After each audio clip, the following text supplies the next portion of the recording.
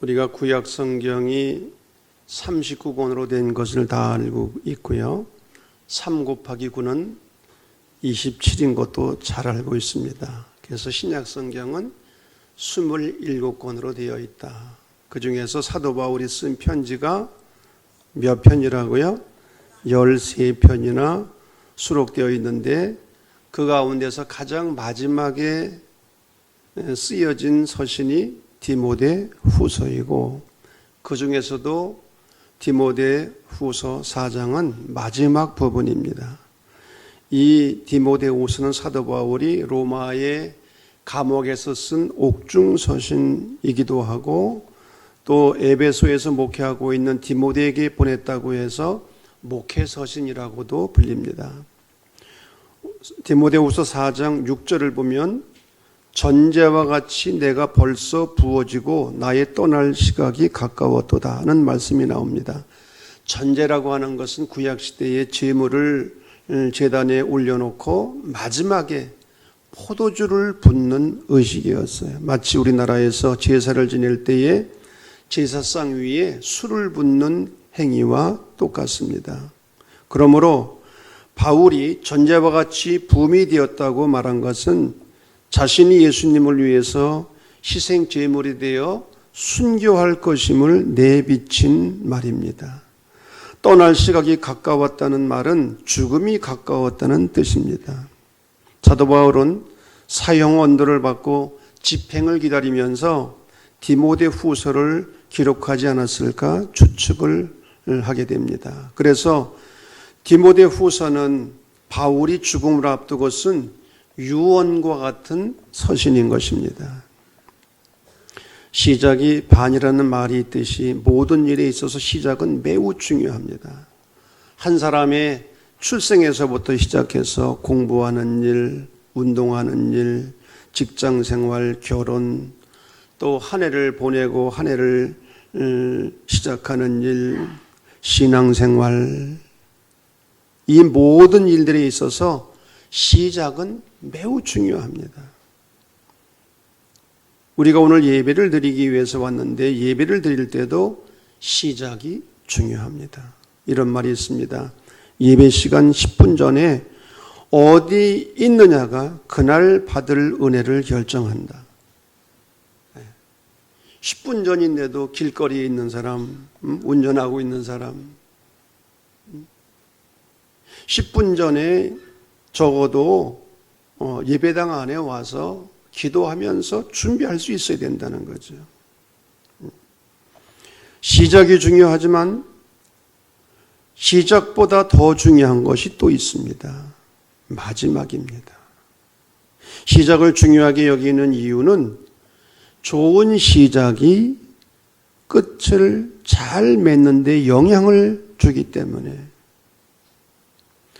연주회에 가면 중간에 쉬는 시간이 있습니다. 영어로 인터미션이라고 합니다. 긴 오페라나 연극에도 인터미션이 있습니다. 중간 쉬는 시간에 사람들이 웅성웅성하면서 일어나니까 연주나 연극이 끝난 줄 알고 집으로 가버리는 사람이 있어요. 얼마나 어리석은 사람입니까? 정말 감동적인 부분은 보지 못하기 때문에 모든 소설이나 영화나 연극의 가장 감동적인 장면은 끝부분에 있는 거예요. 여러분, 우리의 인생도 감동적인 부분은 끝부분에 있는 거예요. 이 말이 우리에게 위로도 되기도 합니다. 저는 제 인생의 클라이막스, 정말 감동적인 부분이 아직 오지 않았다. 앞으로 올 것이다. 여러분도 지금 아직 그렇잖아요.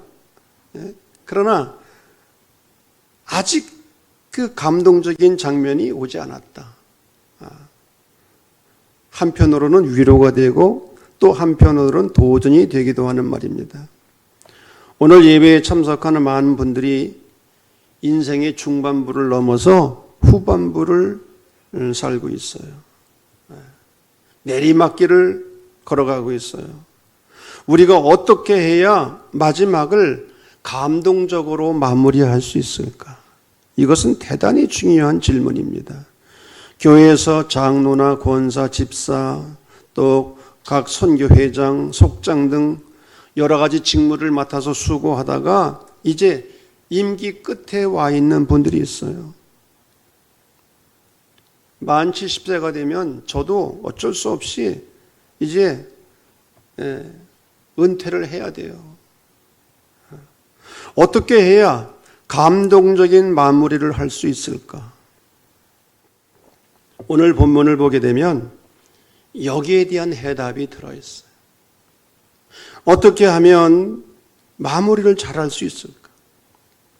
어떻게 하면 주어진 책임을 잘 감당하다가 마무리를 잘할 수 있을까? 어떻게 하면 우리의 인생을 잘 마무리를 할 수 있을까?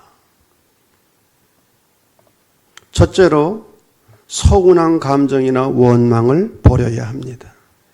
11절 뒷부분입니다. 내가 올 때에 마가를 데리고 오라. 그가 나의 일에 유익하니라. 여러분, 마가가 누구입니까? 바울이 제1차 전도 여행을 할 때 수행했던 사람이에요. 그런데 중간에 도망을 쳐버리고 말았어요. 너무 힘들어서 그랬는지도 몰라요. 바울은 이것을 대단히 못마땅하게 여겼어요. 그래서 바울과 바나바가 제2차 전도여행을 떠날 때에 둘이 마가의 문제로 싸웠는데 바나바는 마가를 데리고 가자고 했고 바울은 1차 전도 여행 중간에서 이탈한 사람을 데리고 갈 수 없다고 말하는 거예요. 바나바를 인간 중심의 사람이라고 한다면 바울은 사역 중심의 사람이라고 표현을 합니다.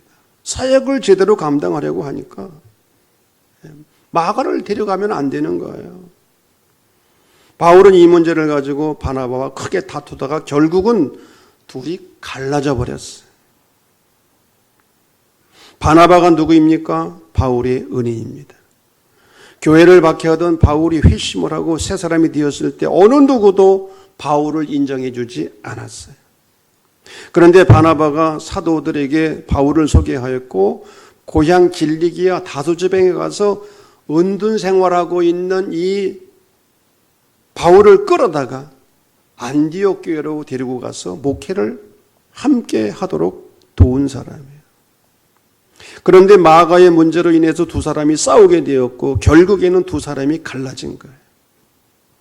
그러니 바울의 마음이 좋을 리가 있겠습니까?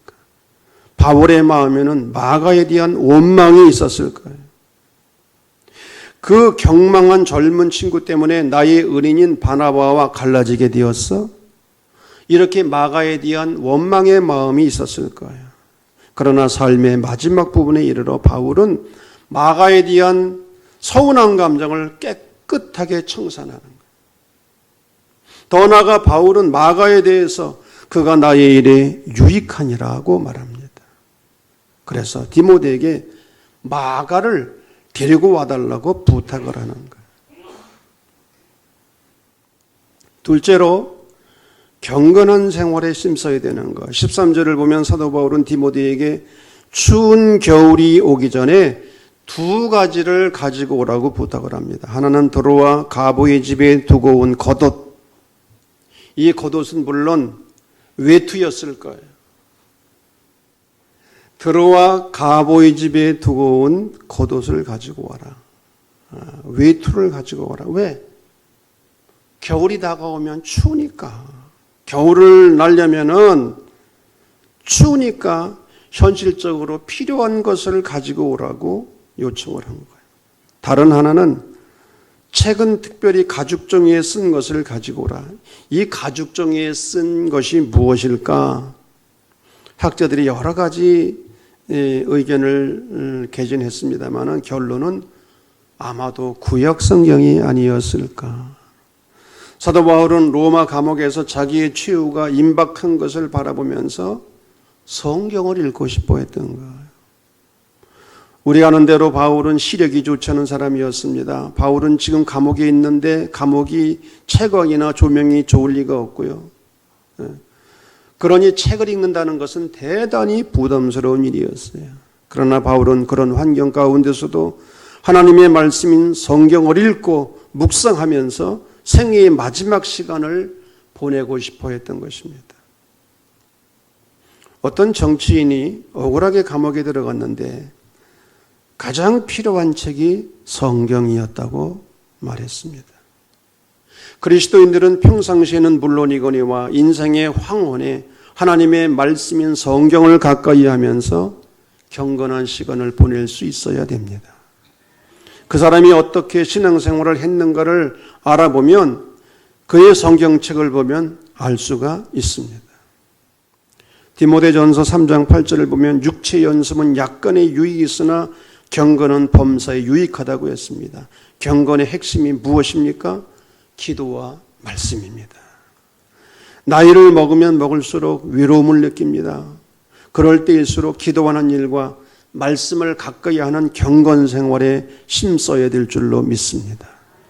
헬리나 웨는 외로움을 광야라고 말했고 고독을 주님과 함께하는 가든 정원이라고 말했습니다. 그러면서 외로움의 시간을 고독의 시간이라고 바꾸라고 말했어요. 고독의 시간은 주님과 함께하는 시간, 기도하는 시간이요 말씀을 가까이 하는 시간인 줄로 믿습니다. 여러분 마무리를 잘하기를 원하십니까? 기도와 말씀으로 경건 생활에 힘쓰기를 간절히 바랍니다. 세 번째로는 지금 나와 함께 하시는 주님을 발견하라는 거예요. 10절을 보면 감옥에 있는 바울을 버리고 떠난 사람들이 여럿이 있었어요. 그런데 바울을 떠나지 아니하고 끝까지 함께 해준 사람이 있었는데 의사 누가였고 또 한 분이 계셨습니다. 17절 주께서 내 곁에 서서 나에게 힘을 주심은 많은 사람들이 바울을 떠났으나 주님은 끝까지 바울과 함께 하셨고 힘을 주셨다는 거예요. 감리교의 아버지 존 웨슬리 목사님이 89세를 일기로 세상을 떠나셨는데 그분이 남긴 마지막 말이 있습니다. 이 말은 웨슬리 목사님의 묘비에 새겨져 있는 글귀이기도 합니다. The best of all, God is with us. 무엇보다도 최고의 사실은 하나님이 우리와 함께 하신다는 것이다. 자기의 파란만장한 일생을 뒤돌아보니까 하나님이 함께 해주신 거예요. 임마누엘, 하나님이 나와 함께 해주시는 것, 이것이 최고의 은혜요 형통의 비결인 줄로 믿습니다. 우리가 잘 아는 모래 위의 발자국이라는 캐더린 짐모라는 사람이 쓴 이 기도시가 있습니다. 어느 날 꿈을 꾸었다는 거예요. 주님과 함께 바닷가를 거닐고 있었는데 지나온 인생의 장면이 영화의 한 장면처럼 지나간 거예요. 그런데 뒤돌아보니까 지나온 그 여정 속에 두 개의 발자국이 모래 위에 새겨져 있는 걸 발견했어요. 그중 하나는 자기의 발자국이었고 다른 하나는 주님의 발자국이었어요. 그런데 인생의 마지막 장면에서 모래 위에 남겨진 발자국들을 뒤돌아보았는데 가장 어렵고 힘든 시간에는 발자국이 하나밖에 없었던 거예요. 그래서 이게 어떻게 된 일인지 주님께 질문을 던집니다. 주님께서는 내가 너와 함께 하리니 너는 항상 나를 따를지어다 이렇게 말씀하셨잖아요. 그런데 내 인생의 가장 어려웠던 시절을 돌이켜보니 오직 나의 발자국만이 남겨져 있더군요. 어느 때보다도 주님이 필요했던 그때 어찌하여 주님은 내 곁을 떠나셨는지 나는 정말 이해할 수 없습니다. 그래서 주님께서 이렇게 대답하셨습니다. 사랑하는 나의 아들아, 나는 너를 누구보다도 사랑한단다. 네가 시련과 고통을 당하고 있을 때 나는 네 곁을 한 번도 떠나본 적이 없었다. 네가 한 사람의 발자국밖에 볼 수 없었던 바로 그때는 내가 너를 안고 가던 때였느니라. 여러분 이 사실을 믿고 경험하시기를 바랍니다. 내가 어렵고 힘들 때 그때는 주님이 나와 가장 가까이 계신 시간이고 심지어 나를 안고 가시는 시간이다. 여러분, 이 사실을 믿을 수 있기를, 더 나아가 체험할 수 있는 은혜가 있어지기를 바랍니다. 마지막으로 구원의 확신을 분명히 가져라는 거예요. 18절 말씀, 주께서 나를 모든 악한 일에서 건져내시고 또 그의 천국에 들어가도록 구원하시리니. 바울은 자신이 예수님의 십자가의 피로 용서를 받았을 뿐만 아니라 구원을 받았기 때문에 언제 어떤 모습으로 죽든지 나는 영원한 하나님 나라 천국에 들어갈 수 있다는 확고한 믿음을 가지고 있었어요. 영국의 과정신학자로서 화이트헤드라는 분이 있었습니다. 이분은 본래 무신론자였고 예수를 믿지 않았어요. 그런데 어느 날부터 교회를 나오더니 열심히 예배를 참석하고 목사님의 설교를 듣는 거예요. 그러다가 세례를 받게 되었어요. 세례를 받기 전에 담임 목사가 화이트헤드에게 질문을 던졌습니다. 당신 같은 위대한 학자가 어떻게 우리 교회 나와서 은혜를 받고 세례를 받게 되었는지, 내심 이 목사는 자기의 설교를 듣고 은혜를 받지 않았을까? 그런 생각을 가지고 질문을 던진 거예요. 그런데 사실은 그렇지 않았어요. 어느 날 화이트헤드가 눈길을 걸어가는데 한 노파가 눈구덩이에 빠져서 죽어가고 있는 거예요. 그런데 그 노파를 살려주게 됩니다. 그랬더니 그 노파가 안타까운 마음으로 내가 그냥 죽었으면 천국에 가고 좋았을 텐데 오히려 죽지 못함을 아쉬워하는 거예요. 그러면서 화이트헤드에게 당신은 예수를 믿느냐고 질문을 던진 거예요. 화이트헤드는 이 노파의 질문과 이 노파의 이 모습 속에서 도전을 받은 거예요. 나는 오늘 죽으면 내가 하나님 앞에 갈 수 있을까? 내가 구원받을 수 있을까? 이런 노파의 이 모습에서 도전을 받고 그가 예수를 믿게 되었고 나중에 위대한 신학자가 된 거예요. 저희 할머니께서는 제가 17살 되던 86세에 돌아가셨어요. 기도를 정말 많이 하시던 할머니였어요. 돌아가시기 전까지 새벽기도 하셨고 저는 지금도 우리 할머님의 기도를 다 외워요. 주무시기 전에 맨날 똑같은 기도를 하시는 거예요. 그러다가 일주일을 누워 계시고 앓으시고 마지막 말씀을 남기셨는데 천국 문이 열린다. 이 말씀 남기시고 마지막 소천을 하셨어요. 생전에 우리 할머님이 입버릇처럼 하시던 말씀이 있었어요. 내가 빨리 죽어 천국 가야 되는데. 그러면 아니 할머니 그거 거짓말이지. 새빠른 거짓말이 3가지가 있다고 그러지 않아?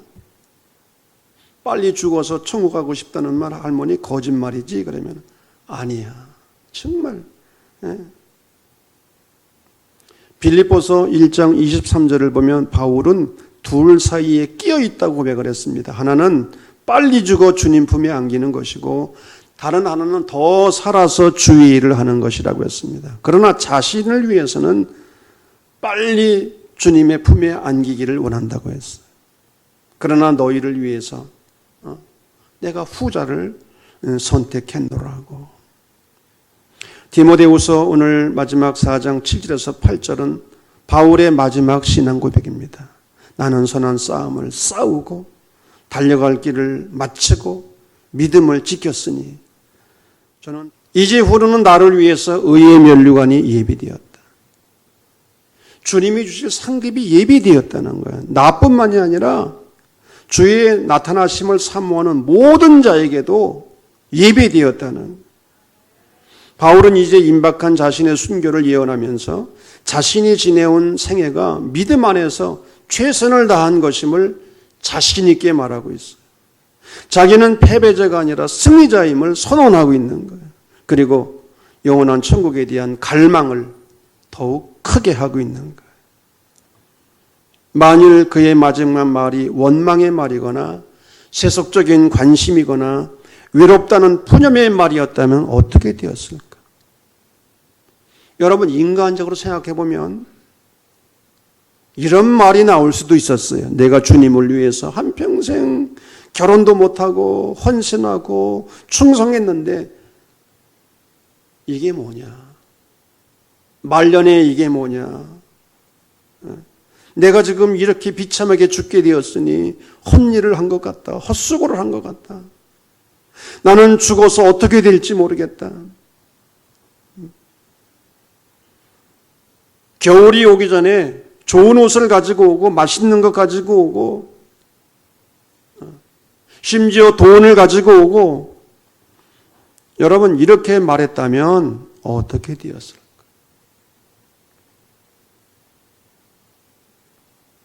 10절에 보면 대마르는 사람이 나옵니다. 빌레몬서 1장 24절에 보면 대마를 동역자라고 부르고 있습니다. 바울이 1차 투옥이 되었을 때 대마는 바울과 함께 있었어요. 그런데 바울이 다시 2차 투옥이 되자 석방될 가망이 보이지 않는 거예요. 이때 대마는 바울을 버리고 데살로니가로 갔다고 했습니다. 대마는 동역자로서의 사명을 저버린 거예요. 믿음도 버린 거예요. 이탈리아 피렌체에 있는 메디치 도서관에 있는 자료에 의하면 대마의 고향은 데살로니가였고 대마는 이 데살로니가 고향으로 가서 이방 신전의 사제가 되었다고 합니다. 대마는 처음은 참 잘했습니다. 그런데 끝에 바울을 버리고 떠났습니다. 배신했습니다. 믿음을 저버렸습니다. 이 때문에 대마가 그동안 한 수고는 기억되지 않고 대마라고 하면 세상을 사랑하여 사명을 버린 사람으로 낙인이 찍혔어. 마지막에 잘못되었기 때문에 모든 것이 잘못된 거예요. 사랑하는 여러분, 대마처럼 마지막에 잘못되는 일이 없기를 바랍니다. 바울처럼 끝이 아름다운 사람이 될 수 있기를 바랍니다. 어느 고속도로 화장실에 가보니까 이런 글귀가 붙어 있었어요. 아름다운 사람은 머물다가 떠난 자리도 향기롭습니다. 아름다운 사람은 끝이 향기로운 사람입니다. 성도 여러분, 끝이 중요합니다.